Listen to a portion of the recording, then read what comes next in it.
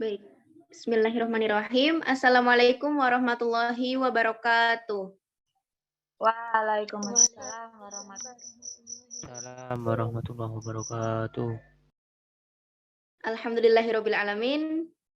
Berjumpa kembali dengan anak-anakku semua, kelas 7D ya. Anak-anakku semua yang Ibu banggakan, berjumpa kembali dengan Ibu Triani ya.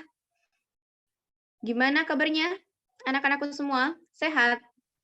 Sehat, alhamdulillah. Baik.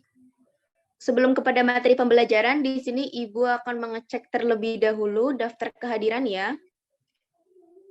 Isnaini Nur Hasanah. Hadir, Bu. Baik. Arina Sabila Robani. Hadir, Bu. Baik. Fitra Nurul Effendi. Fitra mana Fitra? Hadir Bu, hadir. Hadir. Baik. Kemudian Robiah Al-Adawiyah. Hadir. Oke. Baik.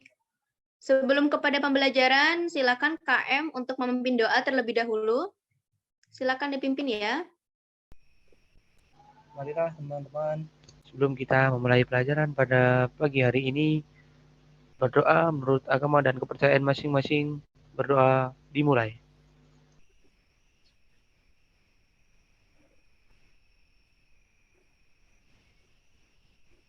Berdoa selesai. Baik, alhamdulillah. Nah, jadi anak-anakku semua, pada hari ini kita akan belajar materi tentang akidah akhlak. Di sini kita akan belajar dari meneladani kisah Nabi Musa serta Raja Fir'aun. Sebelumnya anak-anakku semua udah ada yang tahu dari kisah Nabi Musa dengan Raja Fir'aun? Ada yang udah tahu? Atau sudah pernah mendengar sebelumnya? Atau belum sama sekali? Sudah pernah dengar. Nah, saat ini yang udah tahu? Atau sudah pernah mendengar sebelumnya? Atau belum sama sekali? Sudah pernah dengar. Nah, saat ini kita akan belajar kembali ya. Nabi Musa alaihi salam diperintah Allah Subhanahu wa taala untuk menyelamatkan kaumnya dari kekafiran. Nah, Nabi Musa diutus Allah untuk menyadarkan penguasa Mesir saat itu. Yaitu siapa? Namanya siapa penguasa Mesir? Raja Fir'aun. Pintar. Raja Fir'aun. Raja Fir'aun itu menganggap dirinya Tuhan. Karena kesombongan dan juga kekejamannya, para masyarakat Mesir itu takut sehingga tunduk dan patuh kepada Raja Fir'aun. Raja Fir'aun juga tidak segan-segan untuk membunuh bayi laki-laki yang lahir pada saat itu atau pada saat zamannya karena dianggap mengancam keselamatannya. Kemudian dalam Al-Quran juga dijelaskan bahwa Nabi Musa itu sengaja dihanyutkan oleh ibunya pada saat bayi karena untuk melindungi atau untuk menyelamatkan dari kecaman Raja Fir'aun. Karena pada saat itu, di mana bayi laki-laki yang lahir, itu pasti akan dibunuh. Nah, dihanyutkanlah Nabi Musa oleh ibunya atas ilham dari Allah Subhanahu wa Ta'ala. Nah, kemudian Nabi Musa itu bercahaya dan juga bersih, sehingga saat itu ditemukan oleh keluarga Fir'aun dan diangkatlah sebagai anak angkat, kemudian diasuh. Nah, kemudian Nabi Musa itu tumbuh dan besar hingga akhirnya Nabi Musa itu cerdas dan berakal. Setelah itu kemudian Nabi Musa ini memutuskan untuk berpindah dari Mesir menuju Madian. Nah, di Madian tersebut Nabi Musa bertemu dengan Nabi Syuaib. Dan Nabi Syuaib ini memiliki 2 orang putri. Nah, kemudian salah seorang putrinya menikah dengan Nabi Musa. Nah, kemudian setelah 10 tahun Nabi Musa itu mendiami kota Madian, kemudian Nabi Musa beserta istrinya meminta izin kepada Nabi Syuaib untuk pamit kembali ke Mesir. Nah, dalam perjalanannya dari Madian ke Mesir, Nabi Musa itu melihat sebuah bukit yang bersinar atau menyala ya. Namanya bukit apa? Bukit Sinai. Bukit Sinai. Iya, Bukit Sinai itu merupakan bukit yang di mana Nabi Musa mendapatkan wahyu yang pertama kalinya. Kemudian di situ juga Allah Subhanahu wa taala memberikan mukjizat kepada Nabi Musa berupa tongkat yang dapat berubah menjadi ular serta dada Nabi Musa itu dapat bercahaya. Kemudian selain itu, Nabi Musa juga diperintahkan oleh Allah Subhanahu wa taala untuk memberikan peringatan kepada Raja Fir'aun beserta para pengikutnya. Nah, kemudian pada saat Nabi Musa itu mengajak masyarakat Mesir untuk menyembah Allah Subhanahu wa taala dan juga berbuat kebaikan termasuk kepada penguasa Mesir, namun ditolak. Nah, sehingga dari penolakan tersebut itu juga sangat menyulut emosi sekali Raja Fir'aun. Nah, dari situlah Allah Subhanahu wa taala kemudian menimpakan azab atau memberikan hukuman kepada Raja Fir'aun pada saat itu. Berupa apa? Berupa kemarau yang berkepanjangan sehingga menimbulkan kelaparan. Bukan hanya itu saja. Nah, pada saat itu Allah Subhanahu wa taala juga menimpakan angin topan, kemudian diturunkan berupa belalang, belatung, belalang, kutu, katak, hingga darah untuk Raja Fir'aun beserta kaumnya, beserta pengikutnya. Nah, kemudian Nabi Musa memutuskan untuk berpindah atau meninggalkan kota Mesir. Dalam perjalanan itulah Nabi Musa melewati sebuah lautan. Nah, untuk menyeberangi lautan tersebut, Nabi Musa itu hingga terbelah menjadi dua dan terlihat dasarnya yang kering. Pada saat itu, Nabi Musa beserta pengikutnya melewati hingga selamat, hingga sampai di ujung. Dan di belakangnya diikuti oleh Raja Fir'aun beserta para pengikutnya.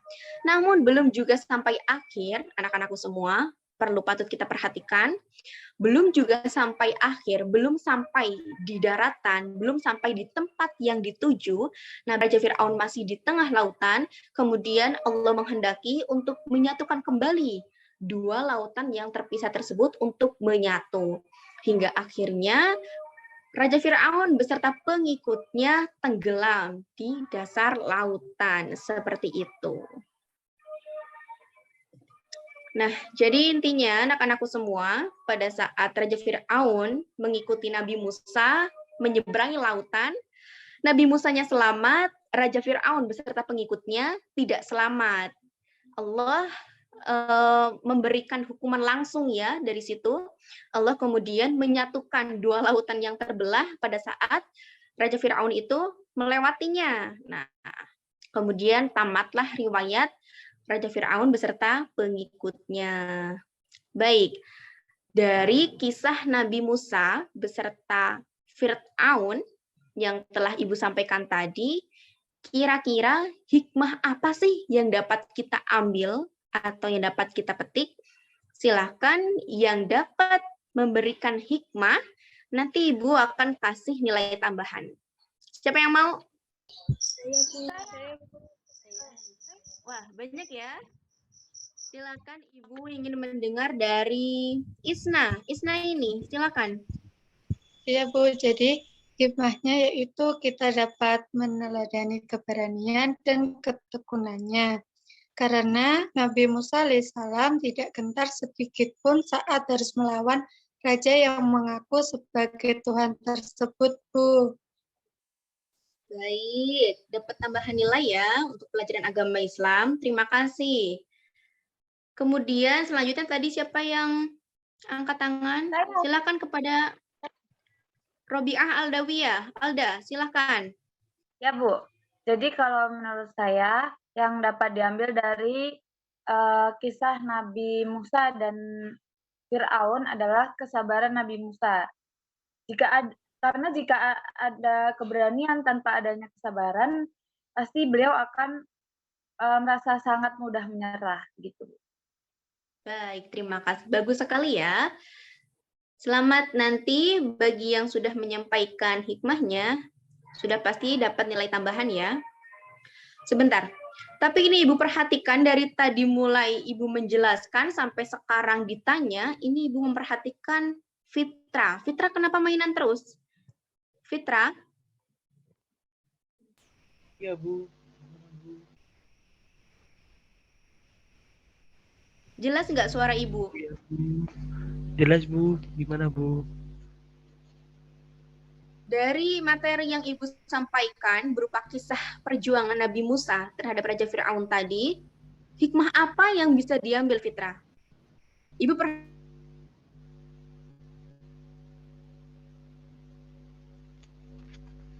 Aduh, Nah. apa ya? bingung kan? Nggak bisa kan? Baik, sebagai hukumannya, Ibu akan memberikan tugas, bukan tugas, lebih ke hukuman. Langsung ya, langsung dibaca. Jangan Silahkan yang berat-berat baca. ya, Bu. Untuk ukuran kelas 7, silahkan Fitra baca ayat kursi. Sekarang ya, langsung. Baik, Bu. Bismillahirrahmanirrahim. Allahu la ilaha illa huwal hayyul qayyum. La ta'khudhuhu sinatun wa la nawm. Lahu ma fis samawati wa ma fil ard. Man dhal ladzi yashfa'u 'indahu illa bi'idhnihi. Ya'lamu ma baina aydihim wa ma khalfahum.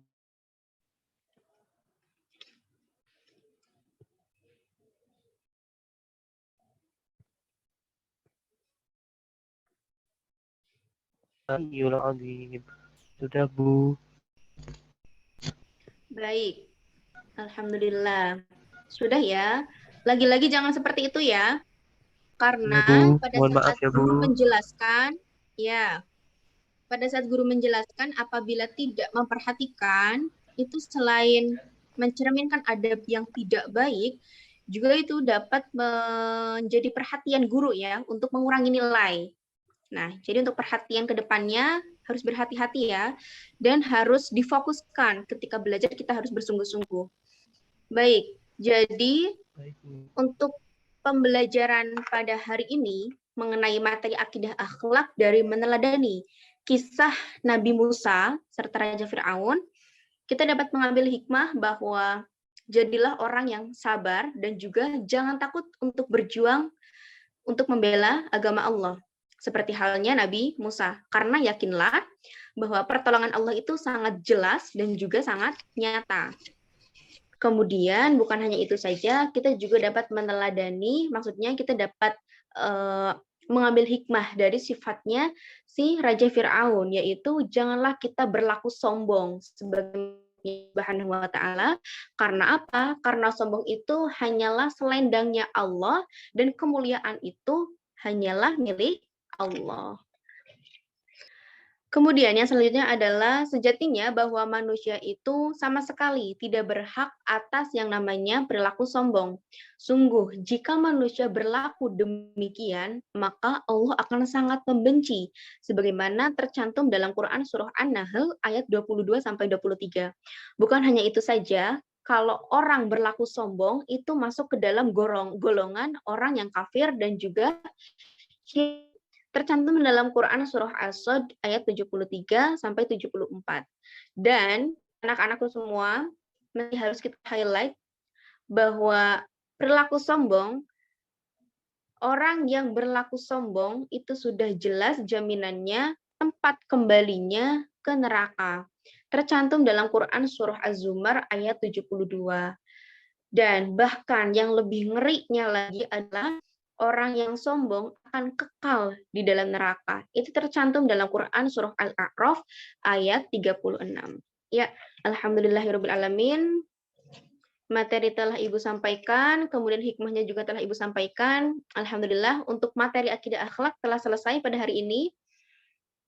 Sebelum kita mengakhiri, marilah kita mengucap istighfar bersama-sama ya, sebanyak 3 kali. Astaghfirullahaladzim, astaghfirullahaladzim, astaghfirullahaladzim.